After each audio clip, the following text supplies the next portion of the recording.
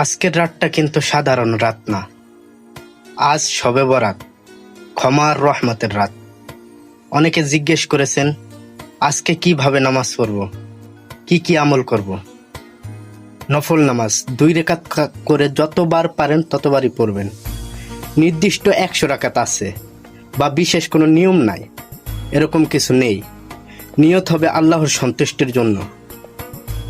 তওবা ও ইস্তেগফার পড়ুন, বারবার পড়ুন আস্তাগফিরুল্লাহাল আজিম। নিজের সব গুনাহ আল্লাহর কাছে স্বীকার করুন। কোরআন শরীফ তেলাওয়াত করুন বেশি বেশি, আর না পারলে কোরআন শরীফ তেলাওয়াত শুনুন। আর দোয়া করুন বেশি বেশি, নিজের জন্য, বাবা মার জন্য, মৃত আত্মীয়দের জন্য, উম্মতের জন্য। এই রাতটা নষ্ট করবেন না ঘুমে আর মোবাইলে। হয়তো এই রাতেই আল্লাহ আমাদের তাকদির বদলে দিতে পারে। ভিডিওটা শেয়ার করুন।